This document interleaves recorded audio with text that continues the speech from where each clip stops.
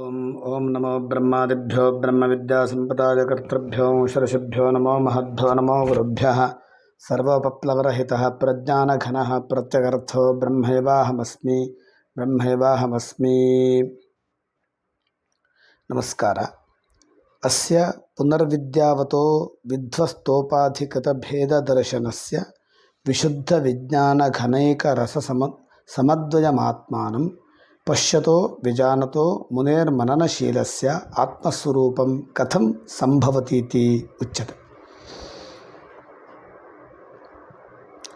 ಉಪಾಧಿಯಿಂದ ಆಗಿರತಕ್ಕಂತಹ ಭೇದಗಳ ಜ್ಞಾನವನ್ನು ನಾಶಪಡಿಸಿಕೊಂಡು ಅತಿಶುದ್ಧವಾದಂತಹ ಬರಿಯ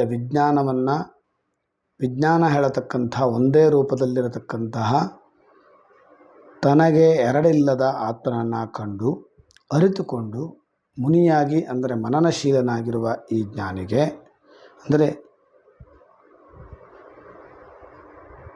ಯಾವ ಜ್ಞಾನಿ ಮನನಶೀಲನಾಗಿರುತ್ತಾನೋ ಅವನಿಗೆ ಆತ್ಮಸ್ವರೂಪವು ಹೇಗಾಗತ್ತೆ ಅಂದರೆ, ಜ್ಞಾನದಿಂದ ನೋಡಿದಾಗ ಆತ್ಮಸ್ವರೂಪ ಹೇಗೆ ಕಾಣುತ್ತೆ ಅಂದರೆ ಹೇಳ್ತಾನೆ. ಮುಂದಿನ ಮಂತ್ರ ಹೇಳುತ್ತೆ. ಅಂದರೆ ನಾನಾ ಉಪಾಧಿಗಳಿಂದ ಆತ್ಮನಲ್ಲಿ ಭೇದ ಅನ್ನೋದು ನಮಗೆ ಸಾಮಾನ್ಯವಾಗಿ ಕಾಣುತ್ತೆ. ಅನೇಕ ಶರೀರಗಳು, ಅನೇಕ ವಸ್ತುಗಳು, ಇವುಗಳನ್ನೆಲ್ಲ ನೋಡಿದಾಗ ಆತ್ಮನಲ್ಲಿ ಭೇದ ಇದೆ ಅಂತ ನಮಗೆ ಸಾಮಾನ್ಯವಾಗಿ ಅನಿಸುತ್ತೆ. ಆದರೆ ಅದಲ್ಲ. ತನಗೆರಡಿಲ್ಲದ ಆತ್ಮನು ಇರತಕ್ಕಂಥವನು, ಆತ್ಮನು ಒಬ್ಬನೇ ಇರತಕ್ಕಂಥವನು. ಅದನ್ನು ಯಾರು ಅರಿತುಕೊಳ್ತಾರೋ, ಅದನ್ನೇ ಚಿಂತನೆ ಮಾಡ್ತಾರೋ ಅಂತಹ ಜ್ಞಾನಿಗೆ ಆತ್ಮಸ್ವರೂಪ ಉಂಟಾಗತ್ತೆ.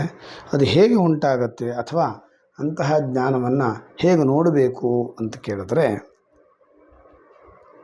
ಕಾಟಕದ 2ನೇ ಅಧ್ಯಾಯದ 1ನೇ ವಲ್ಲಿಯ 15ನೇ ಮಂತ್ರ ಹೇಳುತ್ತೆ. ಯಥೋದಕಂ ಶುದ್ಧೇ ಶುದ್ಧಮಾಸಿಕ್ತಂ ತಾದೃಗೇವ ಭವತಿ ಏವಂ ಮುನೇರವಿಜಾನತ ಆತ್ಮ ಭವತಿ ಗೌತಮ.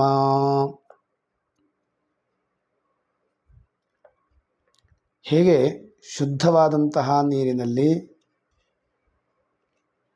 ಯಾವ ನೀರನ್ನು ನಾವು ಚೆಲ್ತೇವೋ,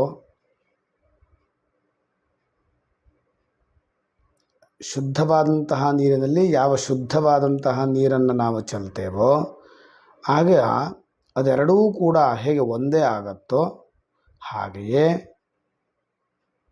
ಈ ಆತ್ಮಸ್ವರೂಪವನ್ನು ಯಾವ ಮುನಿಯು ಮನನಶೀಲ ಮಾಡ್ತಾನೋ, ಚೆನ್ನಾಗಿ ಮನನ ಮಾಡ್ತಾನೋ, ಅವನೂ ಕೂಡ ಆತ್ಮನೇ ಆಗ್ತಾನೆ ಅಂತ.